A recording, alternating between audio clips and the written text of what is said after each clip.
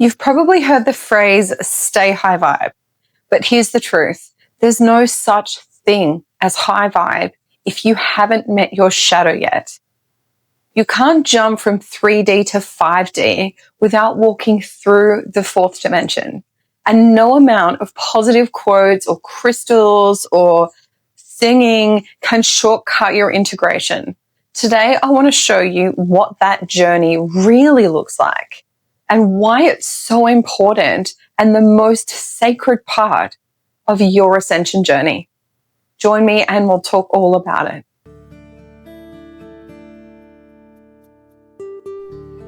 You're listening to the Intuitive Mastery Podcast.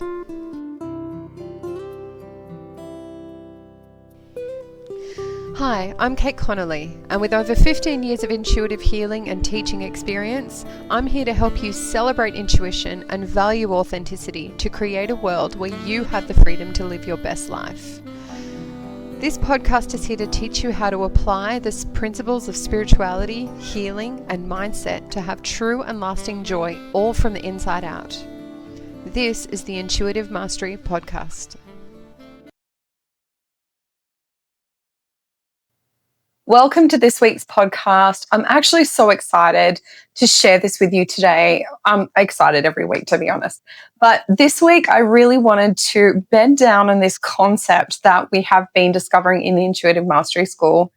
And for those of you who do not know, welcome to the podcast. My name is Kate Connolly. I am an intuitive healer and an intuition teacher.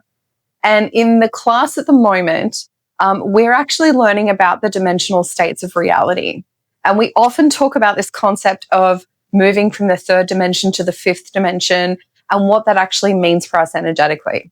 So the third dimension is basically where we're sitting at in life at the moment, right? It's our physical body. It's our energy of knowing the five senses. It's linear time. It's just this awareness of causality. What I do now creates the next thing, creates the next thing.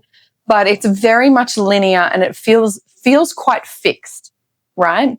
And usually most people who are really strongly in third dimension believe that they don't have any control over what happens next.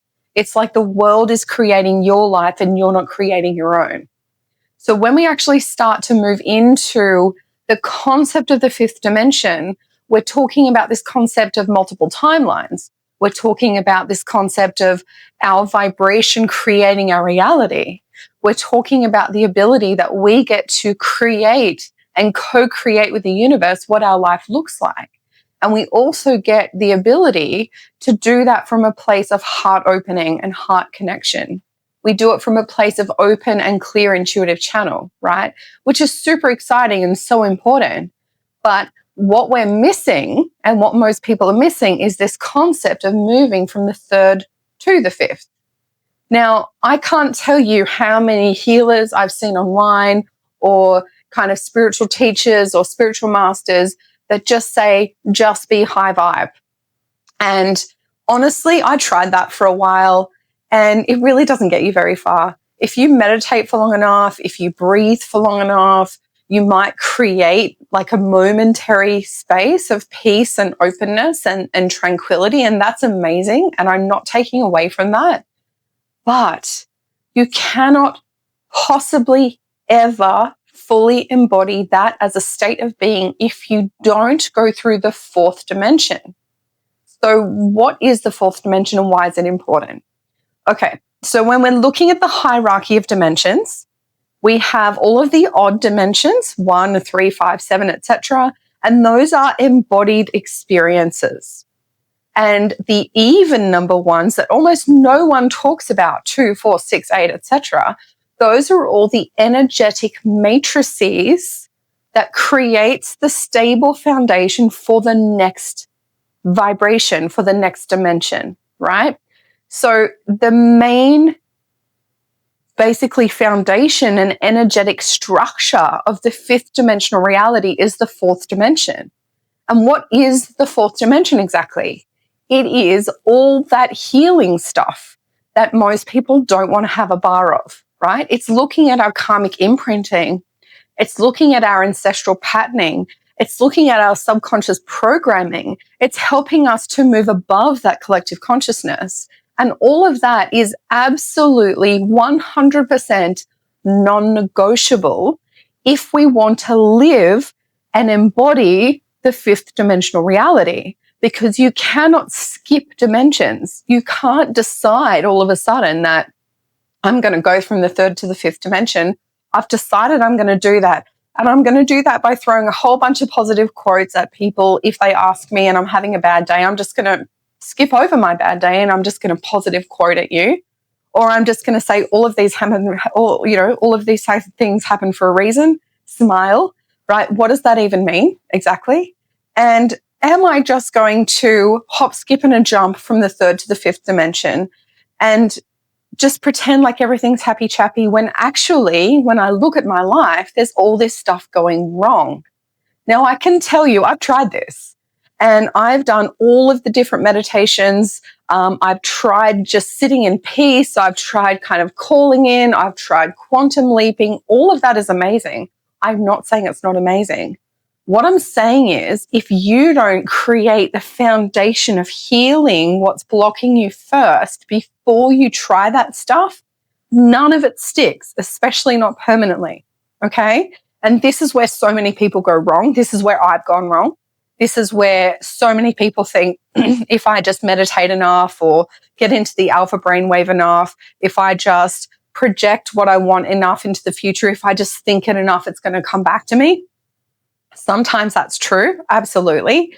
But if you have any decent amount of karma or ancestral patterning that is blocking your ability to create that, that is going to be what you primarily receive, and it's not going to be what you actually desire. And this is where most people either call spirituality a load of crap or call, conscious manifesting a load of crap. This is where people give up on themselves. This is where they think that all those spiritual teachers are just talking rubbish. And I really want to just please give you a moment to be okay with the fact that this can be hard, and recognizing that this healing process, the part, that fourth dimension that we don't want to look at, is actually the key. And if we just have people telling us to be high vibe when our relationship is like bipolar at best, or our health is like up and down and our immune system is crashing, honestly, the most that people usually want to do is flip them the bird and say, yeah, whatever, dude. Like, seriously, go away. And I get it, because I've been there. And I love the idea of just be high vibe. But just be high vibe is such a throwaway, flippant sentence, because it doesn't actually on any level create an embodiment of your own ascension, of your own transmission. It's not an embodied enlightenment at all. It's a spiritual bypass. And a spiritual bypass is anything that we ignore about ourselves to create a new version, right? So let's say you're in an incredibly unstable, dysfunctional relationship and you want a really peaceful, happy, joyful one. You can spend a long time meditating and dreaming and hoping that you'll have a really good, peaceful, happy relationship. And that may happen. Absolutely. I'm not saying it's impossible. However, how long is that going to last for? Is it permanent? And is that something that you are going to fully embody and receive with ease? And I'm going to challenge you that maybe that is not possible, because the reason that you have attracted that relationship in the first place, A, not your fault, B, nothing you should bash yourself over, and C, this is not a judgment, because I have been there, like really, really been there. Okay, so this is not about I'm right, you're wrong. Like, I've literally been in the trenches of this for a lot of my life. Okay, so this is like a lived experience that I want to share with you. But what you have to do in that situation is go, okay, I have this relationship that is not working for me. It's unstable. It's unsafe. It's making me feel scared. I don't feel the best version of myself. I never know what version of my partner I'm going to get, or myself, et cetera, et cetera. What we actually need to do to get from this state to this incredible relationship is to start to look at ourselves. What part have I brought to the table here? As in, What is my belief, my vibration, my look at the world? Like, what am I and who am I to have created this relationship in the first place? Because my world is only a mirror of my energy, thoughts, and beliefs, right? So if I've created a dysfunctional relationship, and especially if I've created many of them, then maybe I am the common denominator, not from a place of there's something wrong with me. How could I have done this? Like, I don't deserve love. Like, totally not at all. Almost the opposite. We need to kind of explore ourselves and go, wow, we know fundamentally that we deserve beautiful, amazing, joyful, aligned love, right? That is a non-negotiable for everyone on the planet. We all deserve that. And if we don't have it, why is that? And this is when we start to enter the fourth dimension. We question it. We look at our patterns. We look at our parents. We look at what we might have inherited. We look at any karmic ties that we have, any past life issues, anything that is creating that attractive field that's creating those relationships in the first place. And it can feel a little bit confronting in the beginning. I totally get it. I've been there. And normally the first response is resistance. And if you hit resistance, especially if you've gone to a healer or you've been in one of my classes and you have this emotion and resistance that comes up in you, that's usually the beginning of the most amazing medicine that you can ever experience. So for me, my medicine was recognizing that I had no boundaries, that I was completely empathic, I was an overgiver, I was a rescuer. And when the rescuing didn't work, I went into victim. Okay. I've been trauma bonded with people. I've been in a state of giving up my own needs and my own desires to make someone else happy. And when I do that, I lose a part of myself. And when we talk about givers and takers in relationship, I was given the belief that the more I give, the more I'll get. And I can safely 100% say that that is so not true. It is an absolute load of crap. The more I give, the more they take. The more I give, the more they take. And so on and so on and so on. And that pattern does not change until I change it. So what I had to go through in terms of my own healing was to look at my father wounding, right? Emotional unavailability in men. My overgiving nature, my martyrdom issue, my lack of boundaries. Like, I actually needed to face that head on and actually really integrate and heal those aspects of self so that what I started to attract was more healthy and what my soul was actually calling out for. That is the gift of the fourth dimension. So if I just dream up the perfect relationship, but I don't look at the reasons why I attracted that other one, then the ability for me to jump and not actually, create something good and not actually stuff that process up, we're missing something if we don't look at that fourth dimension. It's just such an important part of the journey. And if you can skip that and create this really permanent, amazing, functional, awesome relationship after you've been in total and utter dysfunction, seriously, go you. But I have not met anybody in my 20 years of experience that has been able to do that, especially if they've had a pattern of creating those relationships in the first place and they're attempting to go from the third to the fifth dimension. Sometimes the breakup of that, third dimensional relationship can actually be enough to kind of wake you up into a place of, wow, this doesn't serve me. I need to do this differently, or I need to hold boundaries differently, or I need to ask for different things, or I need to go for someone that doesn't just make me feel sexually alive, but someone that makes me feel safe. We can go through those conscious decisions and we can actually start to create that change of attractive field that way. Absolutely. But honestly, if you really want to attract that really super healthy, functional, soul-aligned relationship that makes you feel safe and joyful and alive all at the same time, when you've come from something that's really dysfunctional, we are talking about moving through those attractive fields, those beliefs that have stopped us from having that relationship. We want to move through that fourth dimensional healing to create that energetic structure to allow a fifth dimensional relationship to come in. All right? I hope that makes sense, because this is so important. And when people say, hey, just be high vibe and you'll call that person in, that's really fantastic. But if you have any kind of karmic imprinting like I've had, which is, an emotionally stunted and unavailable father, the belief that in order to be loved, you've got to overgive and over deliver in the hope that you'll maybe get some love scraps back. If that's how you were brought up, and if that's part of your fundamental subconscious belief system, good luck trying to find someone who's going to hold you in the way that you actually deserve. And I really want to be so clear about this. There is nothing wrong with you if you've had this kind of relationship. Like I'd been in this field for a really long time and was still attracting really dysfunctional relationships because I hadn't quite unpacked fully why I was attracting them in the first place.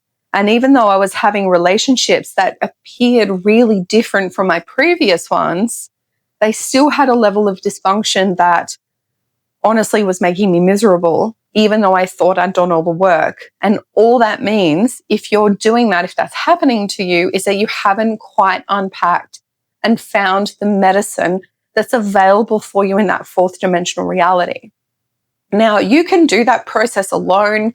You can do that with a healer, a psychologist, with someone that you feel really safe with. You can do that inside a container like my Intuitive Mastery School. You can find something that's really going to help you through that fourth dimensional reality. But I promise you that if you don't create that really strong energetic foundation for yourself, the fifth dimensional reality is not going to happen for you in an embodied, permanent way.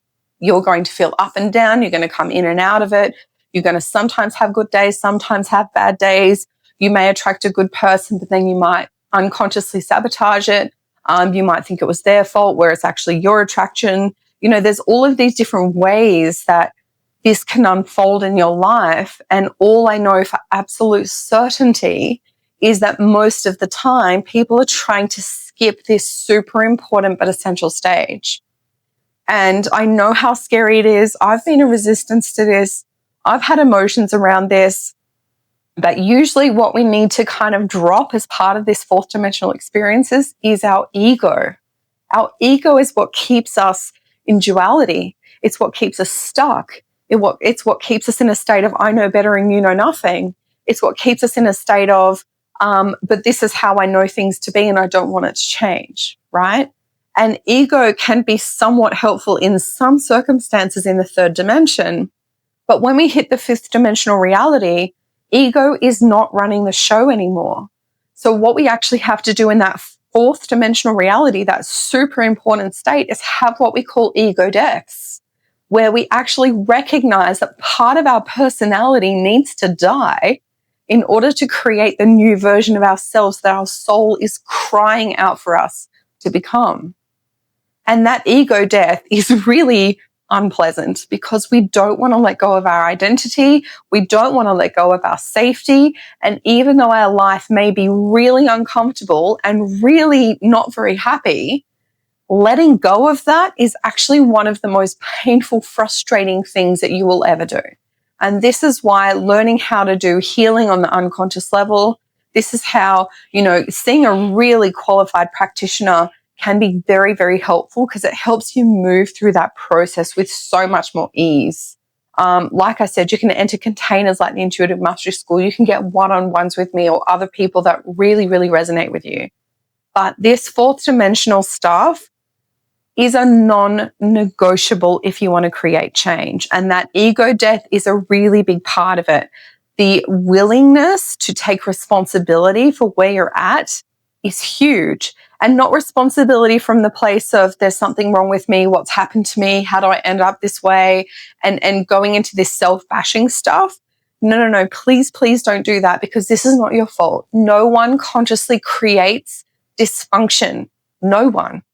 If you recognize dysfunction, this becomes a beautiful opportunity to go, wow, I've seen it. This is amazing. I can see my block. I can understand my block. Let me please heal it so that it no longer rules my life, right? If I know that overgiving is a massive issue for me in my life, let me heal that. Let me move through that experience so that I can come out the other side and actually have the relationship that I deserve, where I can feel safe and loved, where I can receive, where I can move into a space of harmony and joy and just feel safe, right? And do that from a place of a soul-aligned relationship. Whether that's the relationship I had before that shape-shifted into something better, or whether I just end up with someone else, really from your soul's perspective is irrelevant. They don't care. Your soul doesn't care. Your soul just wants you to learn about yourself. Your soul just wants to heal and it wants to become whole.